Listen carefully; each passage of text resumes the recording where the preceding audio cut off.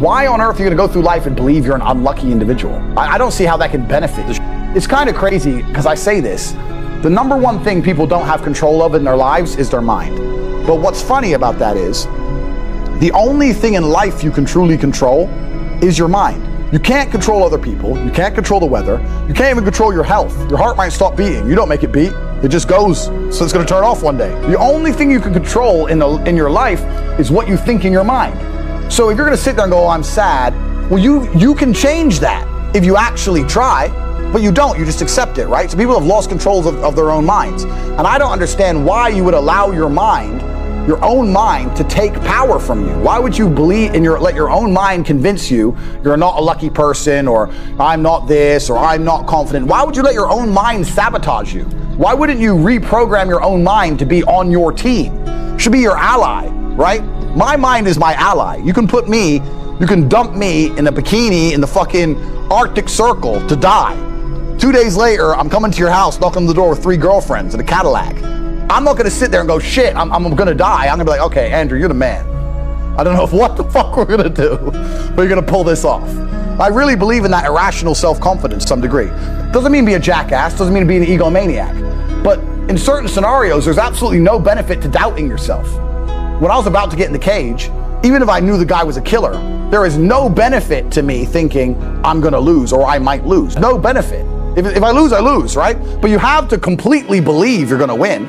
That's the only way you're going to do your best. I would never believe I'm unlucky. I would never believe anything negative about myself because I refuse to self-sabotage. I have enough people out in the world who want to sabotage me. I'm not going to do it to myself. But yeah, no, I'm absolutely an extremely lucky person. And I know I've been lucky in my life. A lot of hard work went in as well. But yeah, there's a degree of luck in everything. But I'm an exceptionally lucky person. We're living in a comfortable world now where people think, oh, it doesn't matter. But you know what? To some degree, it does matter. It does matter. And I'll tell you who it matters to. It matters to your soul and it matters to God. I stand in the mirror with a pure heart. I know I am the best version of me that could possibly ever exist. I know that God is proud of me. There's nothing that God hates more than sloth and laziness. If God were to create a man and that man were to sit around and do fuck all, God will frown upon you. It's why you're never lucky. If you're listening to this and you think I'm never lucky, I'll tell you why, because God dislikes you because you're lazy. Start to work. Start to show God the beauty of his own creations. You'd be amazed how lucky you'll become. God is unhappy with these people. And inside their hearts, they're unhappy. We talk about depression, anxiety, all those things you mentioned earlier on this podcast. That comes from self-loathing. You loathe your own weakness. You loathe your own laziness. This is what all of these things are. I don't feel depression. How can I feel depression when I'm the most powerful version of me that I could ever be? How can I feel depression when I could squeeze my own hand hard enough to break my own bones? How can I feel depression when I've smashed and destroyed 68 people's faces in front of me, men who thought they could test me in fair combat? How can I feel depressed? It's impossible. Do you understand? Everyone's mind is fundamentally fucked. All of it. Look at me. I blinked, I cured my brain, I used basic indefatigability, I used perspicacity, I used compendiousness, I used my mind, and I focused. It's not difficult, there's just no competition because everybody's distracted. They're getting distracted by this, distracted by that, like jackasses. It's so easy to win if you can control your own mind, but it seems that nobody can. I absolutely refuse to take my own power away. There are so many things in the world trying to kill us. Like you got enemies, you got people on the streets with blades, you got bacterias, lions. Oh, I've got enough enemies, bruv. Sharks want me dead. I've got enough enemies. Why am I going to take my own power away? And this is what people really don't yet understand. There's only one thing on the planet you actually have control over. You can't control the weather. You can't control your health. You can get a brain aneurysm or a heart attack. You can't control other people. The only thing you can actually really truly control is what you think. That's the only thing you can change in real time. You can be thinking of red and change it to blue. So why are you not controlling your own mind? It's your asset. It's your ally. It's your friend. Why would you make an enemy out of the only thing you have control over? I refuse to do that. It doesn't make sense to me. The worst thing on earth that could happen to a man could happen to me. And I guarantee you, I would still label myself happy. I'm happy because that's who I am. That's how I view myself. That's what I've decided. Nearly every word that comes out of my mouth is self-hypnosis. Every word that comes out of my mouth is self-hypnosis. And it's the same for everybody watching this. Every single word you speak is self-hypnosis. Every single thing you say out of your own mouth is almost more important than the things you hear from other people. I got a generational curse. I'm unlucky, bro. You can't be saying these things because you're reaffirming them within your mind. I don't do that. And as many people are going to sit there and say, Tate, you're delusional, you're a narcissist. You go through the world saying you're super lucky and that you're bulletproof and you can do all these crazy things. It's impossible for you to be depressed. You're a narcissist. Perhaps. Look at my life and look at yours. Yep. So let's talk about it let's look at it in pure metrics. Who came from a worse scenario at the start? Who had a worse background? Me. Who's now more successful? Me. Who's happier? Me. Who smiles more? Me. Who sleeps easy at night? Me. Why the fuck would I want to think like you? If thinking this way makes me a bad person, but I get fucking fantastic results from my entire life and everybody close to me gets fantastic results from knowing me and everybody close to me absolutely adores me, why would I want to adopt your thinking and be a sad fucking sack of shit sitting on the internet trying to cancel people like a dork? I don't want to be my enemies. There's not a single enemy I have that I'm remotely envious of in any regard. Every single one of them has a shit life and a shit existence. Mm-hmm. I already won. God's already punished them. God's already rewarded me. I know these things. I'm the luckiest man on the planet. You have to say these things and you have to truly believe them. Listen to me. One of the only things in this world you can control is your state of mind. You can't control the weather. You can't control other people. You can't even control your health. You might get a brain hemorrhage, or you might get hit by a bus, or you might get assassinated. One of the very few things in the world you have genuine control over is your state of mind. You decide if you're a disciplined person. You decide if you're a happy person. You decide if you're a depressed person. These are things that in real time you can affect in your brain. This is all you can control on Earth. If you can't control that, then you're just a feather in the wind. And life's gonna blow you around and you might land somewhere good, you might land in dog shit, nobody knows. So if you're gonna be that kind of person, then you're at, like you said it perfectly, you have no will, then you're just at the whims of the earth, who knows? Your state of mind is what you should be able to control. If you can't wake up and say, today I'm making some money, and actually try your very, very best, and actually stay dedicated to that task, if you can't do that, you're fucked. How I feel doesn't cross my mind. I don't know how else to explain it. There are days where I'm pissed off or sad or happy. It doesn't cross my mind. It's just like I woke up, whatever mood I happen to be in, I have things I need to do. It's a busy day. Zuby's here soon. I need to go training before he gets here. I had a meeting with the bank at 7:15 a.m. I have shit to do. Like, I didn't cross my mind if I was happy, sad, excited. I just had to work. I don't wake up and go, I'm worried if I might feel sad today. Who cares? Who cares? I can be happy or sad on the same day. Nobody notices and the same things get done. The exact same amount of work gets done. Nothing changes. I'm certainly not a person who doesn't feel emotions because we're all human. I certainly do. But I've never prioritized them in any regard. I haven't built a mental model that affects, I haven't put them in the middle of my mental model and then affected my actions based on how I feel for each one. Most people see people with things they want and they don't do the second half. They don't try and work out how they got that thing. Oh, my man has a Ferrari. Okay. I wish I had a Ferrari. Okay. They don't sit there and go for an hour. How did he get a Ferrari?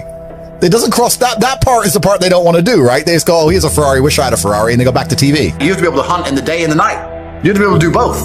You have to be able to perform when you're happy and sad. You can't only be able to perform when you're happy. You can't only go to the gym when you're motivated. You can't only be a competent person when your life's going well, because when your life's not going well, you're no longer competent. Then you're going to lose to people like me. And it's player versus player. If you're the kind of person who can only do well when you're happy and you're competing against someone like me who can do well all the fucking time, guess what?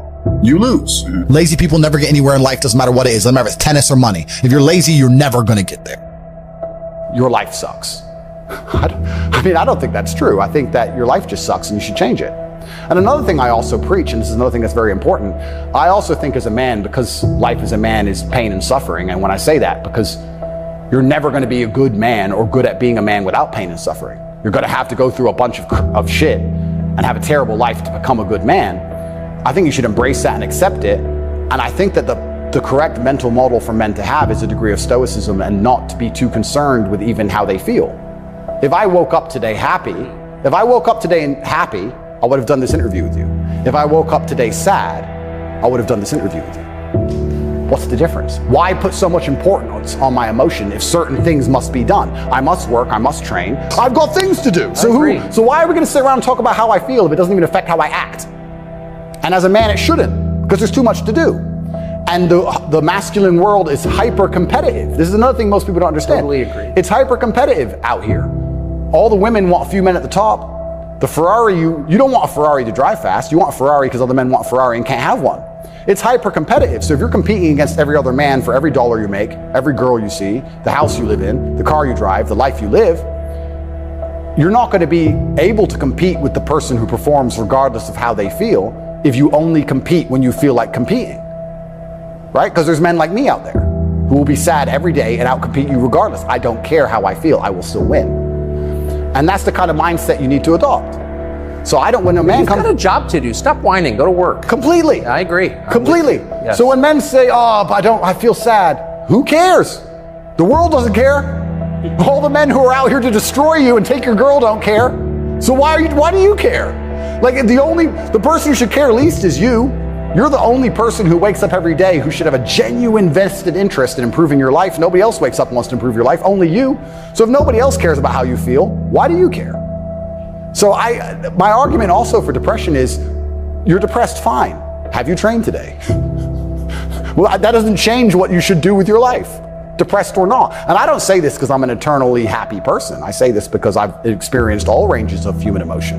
I never missed a day of training. I wouldn't say I was particularly happy, but push-ups must be done. I don't even look at it as goals, because goals are something that you put on the wall to motivate yourself, right? So if you want to buy a car, you put the car on the wall and it motivates you to go to work to get the car. So that's a goal. Goals are for motivation. I don't work on motivation. I work on discipline. So I don't have a set goal. I just get up and do what I know I'm supposed to do. I don't work to try and afford that car. I work because I'm supposed to work. And then I can already afford that car and another one and another one and a boat and a plane and a house and another house and a land. And then I just work. I do my work. That is my duty as a man, is my duty to God. I train in the gym. It is my duty to God. I do my duties to God. I fulfill my duty. I'm an old school gentleman of honor and respect. I do what I'm supposed to do. I don't have any particular set goals. Anything I decide to do or want to do, I can do instantly. And if I can't do it instantly, I can do it pretty quickly. I don't need goals in that old traditional sense. I do what I'm supposed to do. It's not a matter of how I feel or how I'm motivated. If I was depressed, it's impossible, but if I was depressed, my life would be, and the day-to-day activities would be exactly the same as if I was ecstatically happy. You wouldn't be able to see a difference. I'd be up at the same time. I'd be in the gym the same. I'd be doing the same shit. Those are my duties to God. How I feel has nothing to do with it. Completely unrelated. How I feel is unrelated to my duties to God. They don't change based on how I feel. They're the same.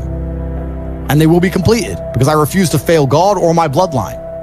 I'm so emotionally, I don't want to use the word hard, but I'm so emotionally controlled that I don't view most men as capable, because my number one strength in my life is my emotional control. I can be on the Titanic and it can be sinking, and I'm still going to be sitting there thinking, okay, cool. All right, shut up. What's the plan? Stop screaming. Okay, the water's cold. Let's work out. Let's do something.